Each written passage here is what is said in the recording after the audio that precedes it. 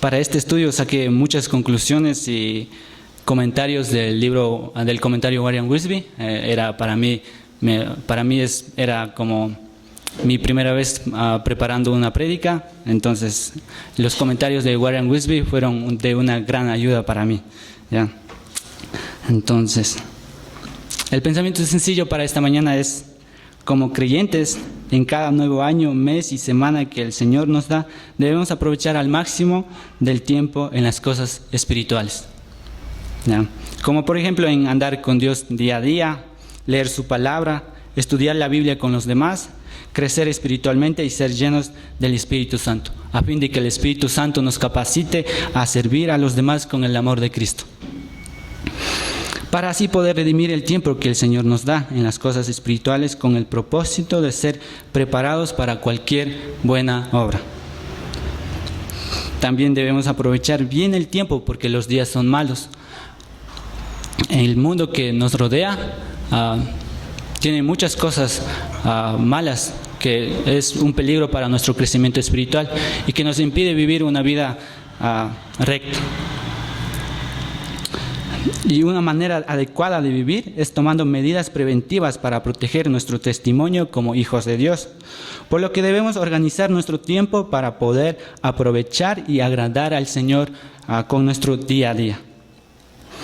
Cuando no organizamos nuestro tiempo, solemos sentir y pensar que nos falta tiempo para hacer algún servicio del Señor, o no solamente en el servicio del Señor, sino que en cualquier tarea que tenemos. Solemos pensar que no nos alcanza el tiempo para servir al Señor, ¿ya?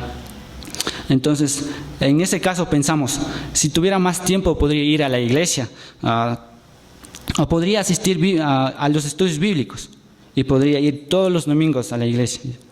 También solemos pensar, si tuviera más tiempo, visitaría a los hermanos y podría animarlos. O podría ser discipulado con los hermanos. Pero el problema de esto no es la falta del tiempo, ¿ya? Entonces, el problema de esto es que la mayoría de veces no planificamos bien nuestro tiempo. Y creemos que nos falta tiempo. O solamente que no priorizamos las cosas espirituales, porque cuando priorizamos algo o pensamos que algo es importante para nuestra vida, lo hacemos incluso cuando nos falta tiempo. Entonces, hermanos, debemos priorizar las cosas espirituales porque estas cosas tienen un gran valor eterno. Primero que todo, para que nuestra vida tenga sentido en esta vida o tenga un propósito en esta vida, debemos creer en el Evangelio. Entonces, ¿qué es el Evangelio? ¿Qué nos dice el Evangelio? El mensaje del Evangelio dice que Dios es perfectamente santo, justo y perfecto. Y para demostrar su santidad, Dios nos dio la ley, que son los 10 mandamientos, ¿ya? En la ley nos dice que no debemos mentir, no debemos robar y debemos honrar a nuestros padres, ¿ya? Entonces, si somos sinceros, nosotros hemos quebrantado todos los 10 mandamientos, no solamente estos 3. Cuando quebrantamos la ley de Dios, Dios le llama a esto pecado, por lo cual cualquier sistema de ley requiere consecuencias por violar la ley. Entonces, cuando quebrantamos la ley de tránsito, hay una consecuencia, ¿no es cierto? Como, por ejemplo, una multa, ¿ya? Cuando no respetamos los derechos de alguien, también hay una consecuencia, ¿ya? Entonces, así que, como hemos quebrantado la ley de Dios, la consecuencia vemos en Romanos 6:23, ¿ya? Porque la paga del pecado es muerte, pero la dádiva de Dios es vida eterna en Cristo Jesús, Señor nuestro, ¿ya? La paga del pecado es muerte. Cuando violamos la ley, tenemos una deuda contraída por el pecado, que es la muerte. En la Biblia, cuando habla de muerte, siempre habla de separación, no de inexistencia. Entonces, nuestra alma nunca va a dejar de existir, ¿ya? Nuestra alma va a estar eternamente existente. Así que cuando muramos físicamente, nuestra alma y el cuerpo se separan. Esa es la primera muerte que experimentamos. Entonces hay solamente dos lugares para que nuestra alma se vaya, el cielo o el infierno. Y como pecadores que somos, ya estamos en el camino ancho que nos lleva al camino ancho que nos lleva al infierno, que es la segunda muerte, ¿ya? Eso es lo que merecemos por el pecado que hemos hecho, porque hemos quebrantado la ley de Dios. Y para el pecado solamente hay una sola paga, que es la muerte, ¿ya? No podemos hacer absolutamente nada para ser aceptados delante de Dios. Muchas personas intentan alcanzar el cielo haciendo buenas obras, como por ejemplo bautizándose, asistiendo a la iglesia todos los domingos, o sirviendo en la iglesia, o piensan que al orar pueden ser aceptados en el cielo o aceptados delante de Dios, ¿ya? Pero nada de estas cosas nos hace aceptables delante de Dios, ¿ya? Porque la paga del pecado es muerte. Dios no puede aceptar nuestras buenas obras como la paga del pecado, ¿ya? Porque Dios es un juez perfectamente justo. Y como un juez justo, Dios exige la paga del pecado, que es la muerte. Pero la buena noticia del Evangelio es que Dios nos amó tanto y decidió bajar del cielo a la tierra en forma del hombre, que es Jesucristo. Porque no había otra forma de salvarnos, porque necesariamente alguien que no tiene pecado debía morir por el pecador. El inocente debía morir por el culpable, y ese inocente era Jesús, que voluntariamente decidió morir como nuestro sustituto, pagando la deuda del pecado por completo, por los pecados pasados, presentes y futuros. Entonces, Jesús venció la muerte, resucitando al tercer día, demostrando que verdaderamente era Dios, y la ira y el castigo que nosotros merecíamos cayó en Jesús, porque Él murió la muerte que nosotros merecíamos. Entonces, si la deuda de pecado fue pagado por completo gracias a Jesucristo, ¿qué debo hacer para llegar al cielo? ¿Ya? La única condición para llegar al cielo y ser aceptados delante de Dios es confiando en la obra consumada de Jesucristo. Y para apropiarnos de este regalo de la salvación, debemos dejar de confiar en nosotros mismos y en nuestras buenas obras, porque Dios quiere darnos la salvación como un regalo gratuito y no como una recompensa por nuestras obras, ¿ya? Para que nadie se gloríe. Si la salvación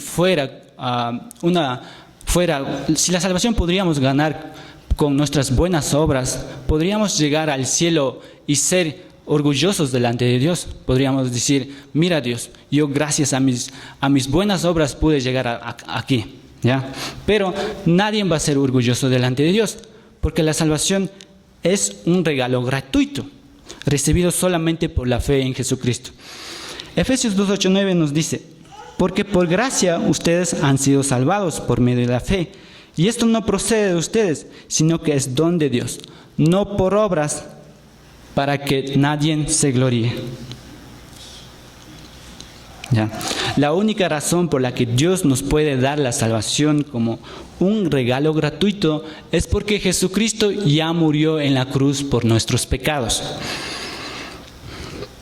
Y no nos queda nada más que aceptar ese regalo por la fe en Jesucristo o rechazarlo, ¿ya? Y si lo aceptamos, el regalo por la fe en Jesucristo, entramos en la familia de Dios y somos verdaderamente hijos de Dios, ¿ya? Eso nos dice en Juan 1:12. Pero a todos los que recibieron, a los que creen en su nombre, les dio el derecho de llegar a ser hijos de Dios. A todos los que recibieron, a los que creen en su nombre, les dio el derecho de llegar a ser hijos, ¿ya? Entonces, si tenemos la salvación por la fe en Jesucristo, nada ni nadie nos puede sacar de la familia de Dios.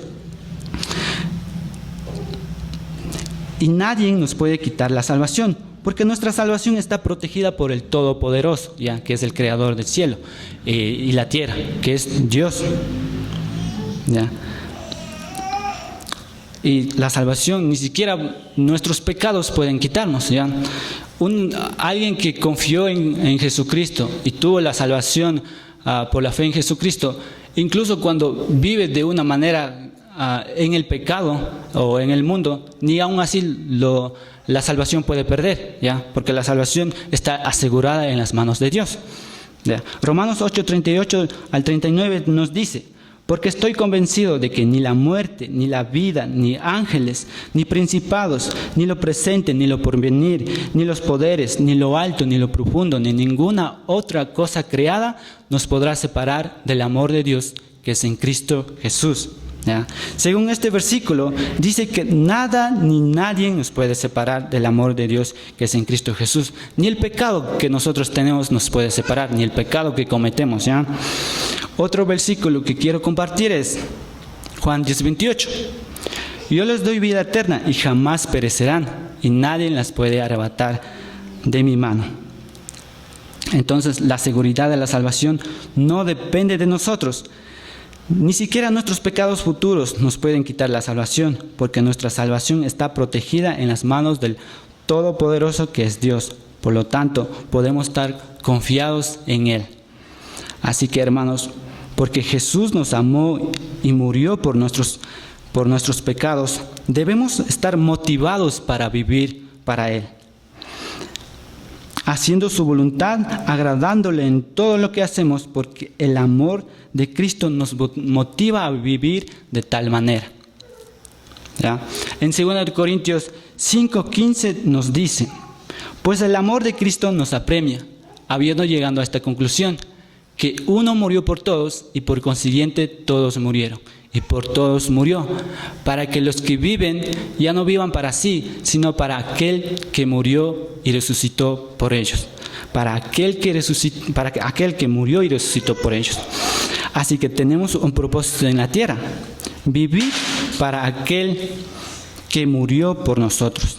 Y nuestro Padre Celestial quiere transformarnos nuestras vidas diariamente.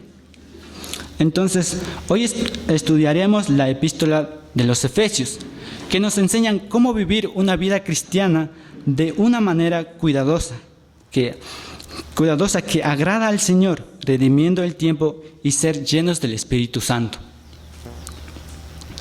Pero antes de continuar con el estudio, vamos a hacer una pequeña introducción a la carta de Efesios, ¿ya?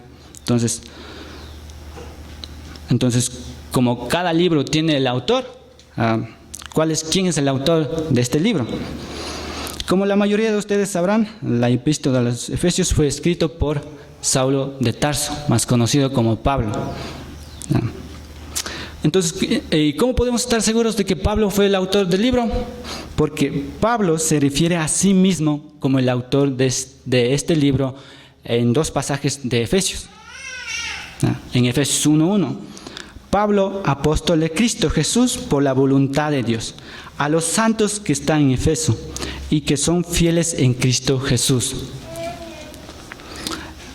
Otro versículo que se menciona a sí mismo es Efesios 3:1. Por esta causa, yo, Pablo, prisionero de Cristo Jesús, por amor de ustedes, los gentiles. ¿Ya?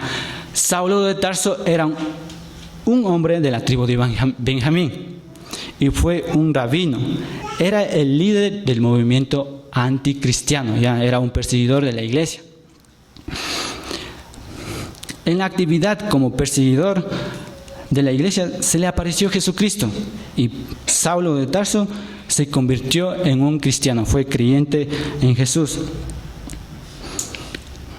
¿Ya? Entonces, cuando escribió la carta a los Efesios, Pablo estuvo prisionero en Roma por el año 60 o 62 después de Jesucristo, ¿ya? Entonces, incluso cuando Pablo estuvo prisionero y su vida estaba en peligro, Pablo se preocupaba por las necesidades espirituales de los creyentes. Una de la iglesia que él había fundado estaba ubicado en Éfeso, y la carta que había escrito a esta iglesia le llamamos Efesios.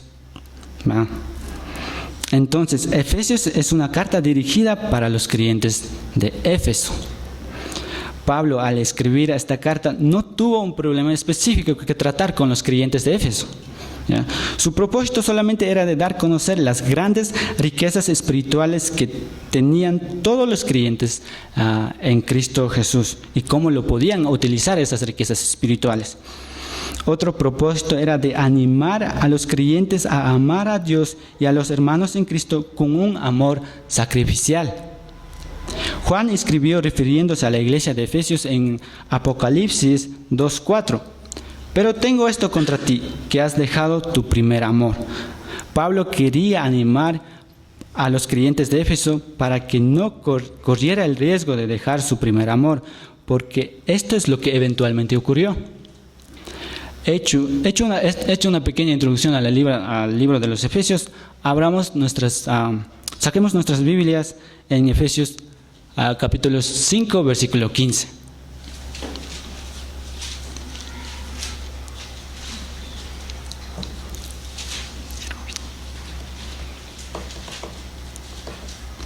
Ya. En Efesios 5, 15 al 17 dice: por tanto, tengan cuidado de cómo andan, no como insensatos, sino como sabios, aprovechando bien el tiempo, porque los días son malos. Así pues, no sean necios, sino entiendan cuál es la voluntad del Señor. Para entender este pasaje, debemos tomar en cuenta el adverbio por tanto, ¿ya? Por tanto, se refiere a una consecuencia lógica de lo que se dijo anteriormente, ¿ya?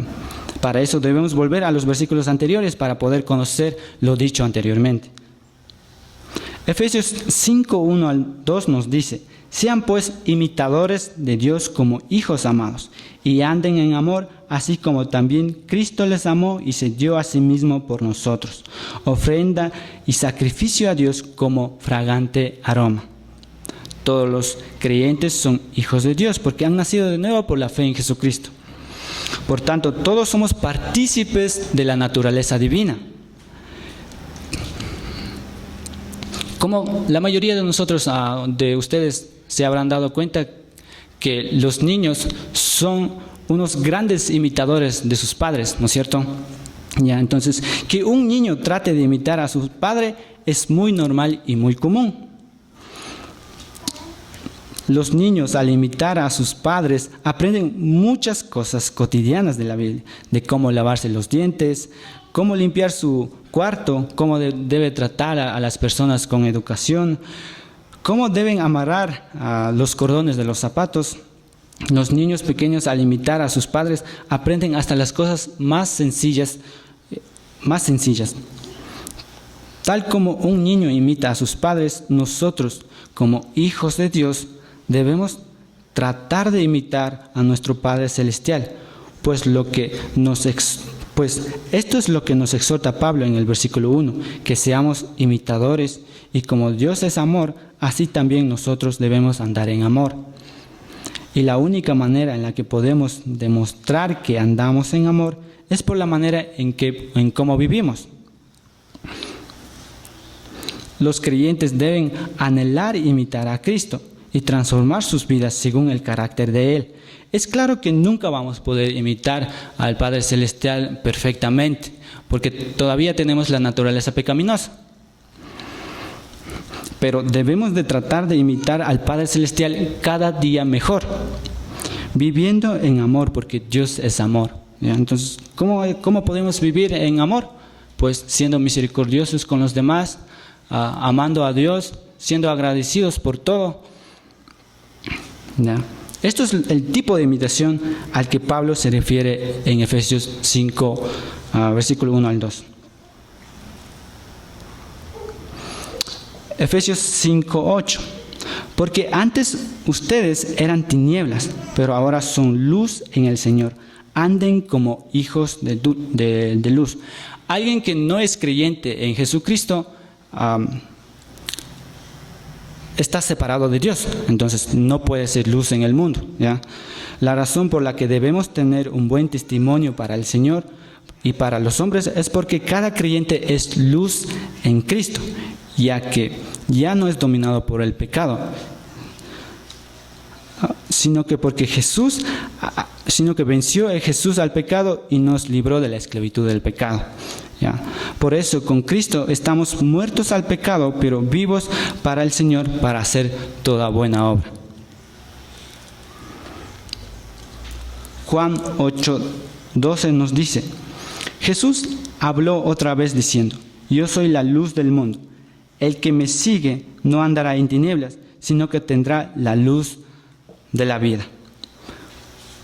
Como luz en el Señor Jesucristo, no debemos participar en las obras infructuosas, como en la injusticia, el odio y en las inmoralidades que no producen ningún fruto espiritual, ¿ya? Estas cosas más nos separan de Dios y hacen un retroceso en nuestro crecimiento espiritual.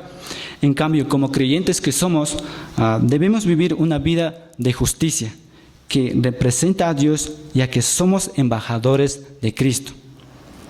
Y nuestra vida debe ser como dice en Filipenses 2:15, para que sean irreprensibles y sencillos, hijos de Dios, sin tacha en medio de una generación torcida y perversa, en medio de la cual ustedes resplandecen como luminares en el mundo, ¿ya? Entonces, como hijos de Dios debemos estar sin tacha. Jesús es la luz y todos los que creen y siguen a Jesús son la luz del mundo y ya no andarán en el pecado, más bien honran al Señor y hacen lo que Él les manda. Y lo que Él nos manda en Efesios 5:15 es esto: tengan cuidado cómo andan, ¿ya? Quiere decir que debemos tener cuidado de cómo vivimos. Entonces, ¿cómo podemos tener cuidado de cómo vivimos? La manera en que podemos estar cuidadosos de cómo vivimos es viviendo como sabios y no como necios. La palabra insensato significa tomar decisiones sin considerar las consecuencias, ignorando consejos y actuando por emoción en lugar de pensar cuidadosamente antes de tomar decisiones y planificar. El tipo de sabiduría que Pablo está hablando en este pasaje es la sabiduría que viene de Dios, no del mundo, y del Espíritu Santo que guía al creyente a vivir de una manera sabia. El mundo nos dice que debemos luchar por lo que queremos y tener éxitos en nuestras vidas, ¿ya? Es bueno tener éxito, pero se vuelve algo malo cuando estamos muy enfocados en tener riquezas hasta el punto de perder el gozo por las preocupaciones de cómo obtenerlas, ¿ya? Mientras que el Señor nos dice que debemos trabajar por las cosas eternas. El mundo nos dice que debemos disfrutar del tiempo haciendo lo que nos gusta. Pero el Señor nos dice que debemos aprovechar de cada momento para agradar al Señor. El mundo nos dice que debemos confiar en nuestro corazón y la intuición.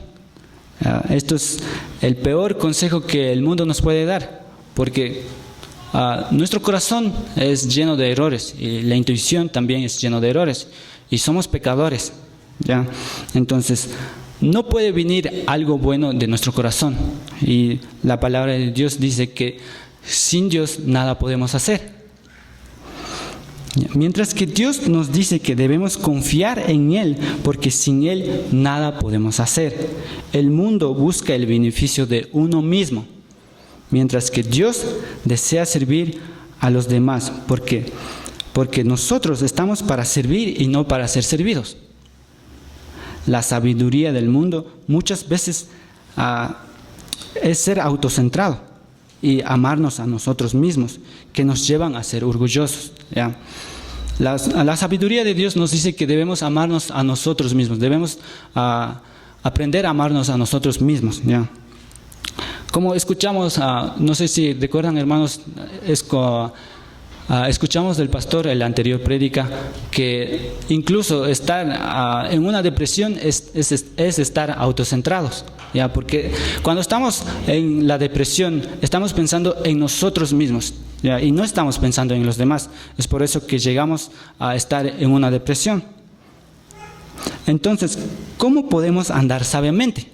¿Ya? Andamos sabiamente cuando apartamos nuestro tiempo cada día para leer la Biblia y cuando aplicamos por fe en nuestras vidas diarias. No se trata de solamente conocer la Biblia, sino que nuestro conocimiento debe reflejarse en nuestras actitudes que glorifican a Dios. En 2 Corintios 5:9 nos dice, pero esto, por eso, ya sea presentes o ausentes, ambicionamos agradar al Señor. Como creyentes debemos ambicionar agradar al Señor y caminar sabiamente, enfocados en cosas de valor eterno, como el discipulado de los demás y compartir el Evangelio a los perdidos.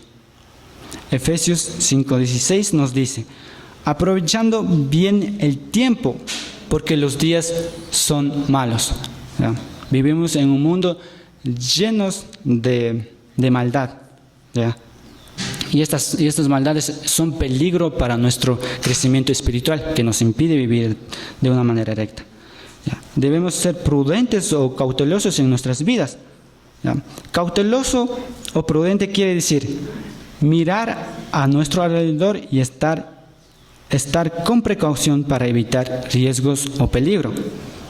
La razón por la que debemos vivir cautelosos es porque los días son malos y la vida es corta, por lo cual debemos usar cada tiempo de nuestras vidas para hacer la voluntad del Señor. En una vida sin una planificación anticipada, podemos invertir nuestro tiempo en algo que no sea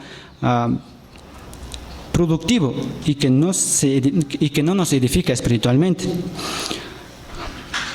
Cuando no planificamos nuestro tiempo, solemos malgastar nuestro tiempo en pasar mucho tiempo en las redes sociales, perder mucho tiempo viendo series en Netflix, perder tiempo buscando distracción para no estar aburridos y cualquier otra cosa que puedan imaginarse que les quita el tiempo. Después de ya haber malgastado nuestro tiempo en esas cosas que no son productivas, Satanás toma ventaja para hacernos pensar, estoy demasiado ocupado, no tengo tiempo para ir a la iglesia, me falta tiempo para visitar a los hermanos, no tengo suficiente tiempo para leer la Biblia, haré la obra del Señor cuando tenga un poquito más de tiempo. Un creyente sabio planifica sus días con anticipación para poder aprovechar de cada situación que Dios le da para hacer el bien, ya que una vida planificada nos ayuda a tener claro nuestras metas que queremos hacer para el Señor y nos ayuda a estar más atentos a lo que realmente nos importa, que es la obra del Señor, para que así nuestras vidas sean organizadas para afrontar cualquier situación con sabiduría. Y una forma para vivir cautelosos es andar en amor, como Cristo nos amó y se entregó a sí mismo por la iglesia. Dios quiere que andemos en amor, porque si andamos en amor no haremos nada malo a nadie, ni desobedeceremos a Dios, por lo que amaremos también a nuestros prójimos con un amor que busca el bienestar de los demás, incluso cuando requiere sacrificio personal. 1 Pedro 1:22 nos dice, puesto que en obediencia a la verdad, ustedes han purificado sus almas para un amor sincero de hermanos, ámense unos a otros entrañablemente de corazón puro. Dios quiere que el creyente ame a Cristo para que así pueda amar a su prójimo. ¿Ya? Amar a nuestro prójimo implica que debemos preocuparnos por el bienestar de los demás y tratar de ayudar sin cambio de nada. Como creyentes debemos vivir en dependencia a la sabiduría de Dios. La voluntad del Señor es que debemos vivir siempre conscientes y discerniendo lo que es bueno y lo que es malo. Para que el creyente pueda tener una vida que refleja el carácter de Cristo, es vivir sometidos a la voluntad de Dios y dependiendo de ella para amar a nuestro prójimo. Para que amar a nuestro prójimo resulte de gran beneficio, para que nuestro crecimiento espiritual sea de provecho en el tiempo. Así aseguramos recompensas futuras en el cielo. ¿Ya? Nuestra motivación para servir a Dios es porque Jesucristo murió por nuestros pecados. ¿Ya? Entonces, esa es nuestra motivación principal que tenemos. Pero gracias a la misericordia y a la gracia de Dios, tenemos una motivación adicional, que si vivimos para Jesucristo, Dios nos va a dar recompensas en el cielo. Efesios 5:17 nos dice: así pues, no sean necios, sino entiendan cuál es la voluntad del Señor. En este versículo, Pablo dice que no seamos necios. ¿Cómo es la actitud de un necio? Un necio no busca la sabiduría de Dios antes de actuar, por lo que no puede ver las consecuencias que puede traer su vida espiritual, ya que actúa de una manera impulsiva. Dios quiere que actuemos en cada situación buscando primeramente la sabiduría de Él, para que no actuemos como necios. Él quiere que lo consultemos en oración de antemano para cualquier decisión que vamos a tomar, para así prevenir futuras decepciones. ¿Ya? A veces tomamos decisiones sin consultar al Señor, solamente basándonos en lo que queremos para nosotros mismos y no en las cosas espirituales. Aceptamos trabajos únicamente por el alto salario que nos ofrece y no nos importa si este trabajo impide asistir a los estudios bíblicos o la iglesia. Cuando no consideramos si el trabajo que encontramos podría alejarnos de Dios o podría impedirnos hacer las cosas del Señor, esto refleja una falta de sabiduría. Por eso Pablo nos exhorta a entender cuál es la voluntad del Señor. Y aquí nos preguntamos, ¿cómo podemos entender la voluntad del Señor? Hay creyentes que piensan que conocer la voluntad del Señor es algo misterioso y difícil de entender, pero la realidad no es así. Descubrimos la voluntad de Dios cuando Él transforma nuestras mentes, y esa transformación sucede cuando leemos su palabra bajo el control del Espíritu Santo. Estamos bajo el control o la dirección del Espíritu Santo cuando estamos en comunión con Dios. La voluntad de Dios es alabar al Señor y servir en la iglesia local y leer su palabra con los creyentes. La razón por la que debemos de tratar de descubrir la voluntad de Dios es porque Jesús nos salvó del infierno en el momento de poner nuestra confianza en Él. Y Dios preparó de antemano para cada creyente un propósito específico. ¿Ya? Todos los creyentes en Jesucristo tienen un propósito no diferente que los otros creyentes, tienen diferentes propósitos.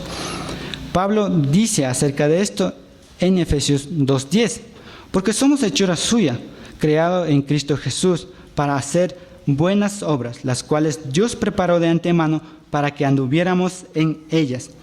Es el deber de cada creyente descubrir la voluntad del Señor y vivir en dependencia de Jesucristo, aprovechando cada situación para reflejar el carácter de Jesús. Para conocer la voluntad de Dios se requiere intencionalidad, paciencia, esfuerzo, dedicación en leer la palabra escrita del Señor y ponerlo en práctica. No debemos solamente tratar de conocer la voluntad de Dios, sino que debemos desear la voluntad de Dios en nuestras vidas y no desear nuestra voluntad. ¿Ya? Muchos creyentes leen su palabra y para ellos les hace fácil entender la voluntad de Dios. ¿Ya? Pero incluso cuando entienden la voluntad de Dios, no están dispuestos a aceptar su voluntad en su corazón, en su vida. Romanos 12:2 nos dice: y no se adapten a este mundo, sino transfórmense mediante la renovación de su mente, para que verifiquen cuál es la voluntad de Dios, lo que es bueno y aceptable y perfecto. Mientras que aún no estemos claros cuál es la voluntad de Dios para nuestra vida, debemos seguir haciendo la obra del Señor que ya conocemos, como por ejemplo estudiar la Biblia, orar por nuestro crecimiento espiritual y por los demás, compartir el Evangelio, ser agradecidos con el Señor en todas las situaciones y glorificar a Dios todos los días.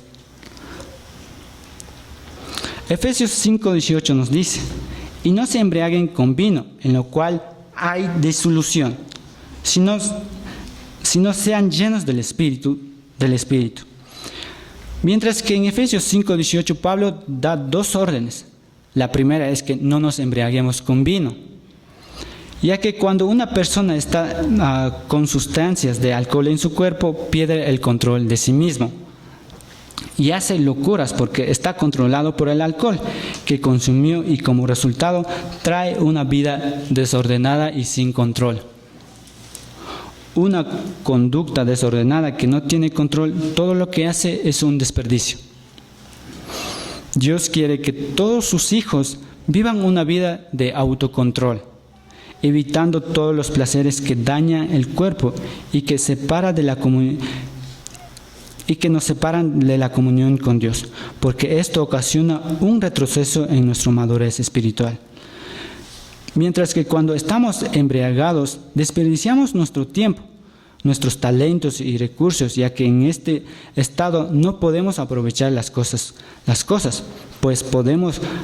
que podemos hacer para el Señor, lo que traería como resultado la falta de crecimiento espiritual y no estaríamos en comunión con Dios. Nosotros estamos aquí en este mundo por un propósito que es tener diariamente la comunión con Dios, reflejar el carácter de nuestro Señor Jesucristo en cada área de nuestras vidas, servir a otros creyentes y compartir el Evangelio a los demás. El segundo orden que nos da es este. El segundo orden que nos da es este: que seamos llenos del Espíritu Santo. Esto quiere decir que el creyente debe ser controlado por el Espíritu, tal como el alcohol le controla cuando el individuo lo consume. De la misma manera, un creyente debe ser controlado por el Espíritu. ¿Y cómo podemos ser llenos del Espíritu? ¿O cómo podemos ser controlados por el Espíritu? Antes de contestar a estas preguntas, debemos estar claros que recibimos al Espíritu Santo en el momento de confiar en Jesucristo en la obra consumada. ¿Ya? Entonces, en ese momento el Espíritu Santo viene a nuestro cuerpo para habitar permanentemente. También tenemos que tener en cuenta que cuando el Espíritu Santo mora en nosotros, no quiere decir que seamos automáticamente llenos del Espíritu Santo. Para ser llenos del Espíritu, debemos estar primeramente en comunión con Dios, ¿ya? Andando en comunión con Dios, leyendo su palabra, orando y ayudando a los demás creciendo espiritualmente. ¿Cómo puedo estar en comunión con Dios si al momento de pecar salgo de la comunión con el Señor? Todos sabemos que pecamos diariamente y la manera de volver a comunión con Dios es confesando nuestros pecados, tal como dice en 1 de Juan 1:9. Si confesamos nuestros pecados, Él es fiel y justo para perdonar los pecados y para limpiarnos de toda maldad. Otra manera para ser llenos del Espíritu es que debemos dejar que el Señor Jesucristo controle nuestras vidas. Esto requiere sacrificio de nuestras vidas para la obra de Cristo. Siendo más claros, confesar nuestros pecados diariamente y caminando en dependencia con Dios, esa es la manera en que un creyente puede ser lleno del Espíritu Santo. Esto nos capacita para leer la Biblia, orar, tener comunión con otros creyentes y obedecer al Señor en lo que Él dice. Entonces, ¿es posible saber si alguien está lleno del Espíritu Santo? La respuesta es que sí. Efesios 5:19 nos dice: hablen entre ustedes con salmos, himnos y cantos espirituales, cantando y alabando con su corazón al Señor. Los salmos, himnos y cánticos espirituales son literalmente alabanzas que hablan de las verdades de Dios, como por ejemplo su carácter, las promesas que tiene para nosotros y de su amor. Como creyentes debemos dedicar nuestro tiempo para dar alabanzas al Señor diariamente, escuchando músicas cristianas que nos enseñan las verdades de la Biblia, las verdades de Dios, y que nos animan a meditar del amor de Cristo y ser agradecidos por ellos. Como los creyentes deben escuchar las músicas que hablen del amor de Dios. Cuando escuchamos músicas que alaban al Señor, nos ayudan a estar enfocados en Dios y nos ayudan a poder hablar con los demás de una manera que glorifica a Dios, ya que cuando escuchamos músicas cristianas nos llenamos de conocimientos de la palabra de Dios y brota de nosotros palabras que edifican a los demás y que los animan a seguir a Cristo. Mientras más consumimos las cosas espirituales, más actuamos y hablamos de las cosas de Dios. Pero si mientras más consumimos de las cosas del mundo, más actuamos como el mundo. Pablo nos exhorta a hablar con los demás solamente palabras que animan a los demás a estar firmes en la fe. Efesios 4:29 nos dice: no salga de la boca de ustedes ninguna palabra mala, sino solo la que sea buena para edificación, según la necesidad del momento, para que imparta la gracia a los que escuchan. El creyente lleno del Espíritu Santo tiene cuidado de qué es lo que transmite al hablar con los demás, porque su propósito al hablar es para edificar a los demás en la gracia y en el amor de Cristo. En Efesios 5:20 nos dice: den siempre gracias por todo, en el nombre de nuestro Señor Jesucristo, a Dios el Padre. En este versículo Pablo nos exhorta a estar agradecidos con el Señor por todo y en todo momento, porque naturalmente es difícil estar agradecidos por las situaciones malas. Muchas veces no estamos agradecidos por las malas situaciones, por lo que nos quejamos y pensamos: ¿por qué me pasa esto a mí? La verdad es que lo merecemos, que todas las malas cosas que nos pasen, pero por la gracia de Dios y por el amor que Él nos tiene, podemos aprovechar cada situación, incluso los malos momentos, para crecer espiritualmente, ya que estamos en comunión con Dios.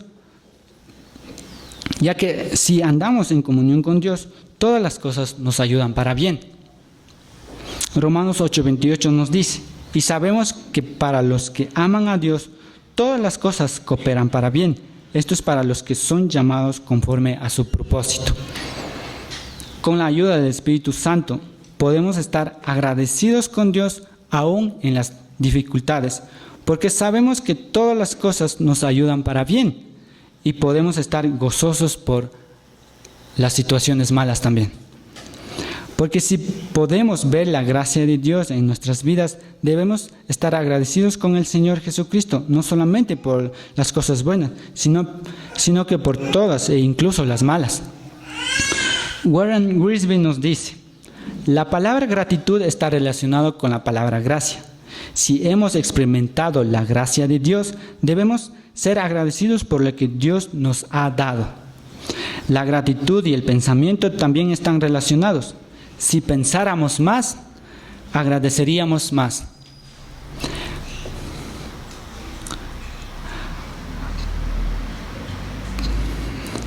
Efesios 5:21 nos dice: sométense unos a otros en el temor de Cristo. Pablo nos dice que los creyentes llenos del Espíritu Santo deben estar sometidos los unos con los otros. Los creyentes deben someterse con los demás sirviendo voluntariamente, mostrando interés y respeto por los demás. Para nosotros es muy fácil de pensar que somos mejores personas que otros y esperamos que los demás muestren interés primero.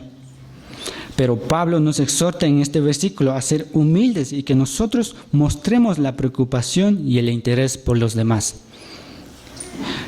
Y esta sumisión debemos hacer por amor y el respeto que tenemos hacia Dios. Para ser más específicos en el acto de la sumisión es cuando dejamos nuestras preferencias a un lado y cedemos a la preferencia de otros. Porque al someter y servir a los demás, demostramos que honramos al Señor Jesucristo. Aunque a veces sea difícil, podemos hacer con la ayuda del Espíritu Santo, porque Él nos capacita para hacer cualquier buena obra que viene de Dios. Ya. Todos los creyentes en Cristo Jesús son hijos de Dios. Y Dios quiere que sus hijos aprovechen al máximo del tiempo para servir al Señor y a los demás. En una de las cosas que nosotros podemos aprovechar nuestro tiempo es ser cada día llenos del Espíritu Santo. Porque cuando estamos llenos del Espíritu Santo, pensamos y actuamos conforme a la voluntad de Dios. Por ello, agradamos a Dios y redimimos el tiempo para hacer las cosas del Señor. Ya, entonces, esta es la prédica, la última prédica de este año, del año 2024. Ya, en estos tiempos del fin de año, muchas personas planifican metas para el año que viene. Como, por ejemplo, perder peso o comer más saludablemente, ahorrar dinero, ser más disciplinados, aprender nuevas habilidades o viajar. Muchos de estos pensamientos y metas que se hacen en alguna manera son buenas, pero están enfocados solamente en el beneficio de uno mismo, por lo que descartan o ni siquiera piensan en las cosas espirituales.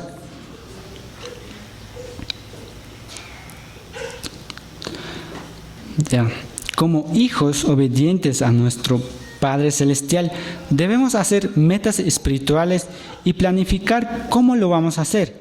Nuestra meta principal debe ser aprovechar el tiempo al máximo para hacer la obra del Señor. Ya. Entonces, una forma correcta de pensar para este año nuevo que viene es que debemos poner metas para un crecimiento espiritual. ¿Ya? Y aquí tengo unos ejemplos. Como por ejemplo, podemos ponernos como nuestra meta en ser intencionales de vivir una vida de sabiduría, poniendo a Dios en primer lugar en todo. Otra meta que nos podríamos hacer para este nuevo año es crecer más espiritualmente con el propósito de que el Espíritu Santo controle nuestras vidas, para que Dios pueda utilizar a nosotros como instrumentos de justicia para toda buena obra del Señor. Otra meta que nos podemos hacernos para este nuevo año es servir más a los demás.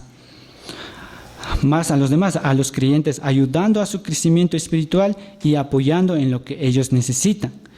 Y los incrédulos, y compartiendo el Evangelio a los incrédulos, para que los incrédulos también puedan tener el gozo de la reconciliación. Debemos desear servir a los demás y orar para que el Espíritu Santo nos ayude a hacerlo, porque si no cansamos de hacer el bien, Dios nos bendecirá en su debido tiempo. Cada nuevo año, cada nuevo mes y cada tiempo que el Señor nos da, debemos pensar cómo lo podemos utilizar para servir a Dios y a los demás, para que no vivamos como insensatos, sino que aprovechemos bien nuestro tiempo que el Señor nos da. Ya. Entonces, este es el fin de la prédica. Entonces, hermanos, les animo a poder pensar el año que viene, a poner metas espirituales, porque estamos en el mundo para servir a los demás y alcanzar más almas para el Señor.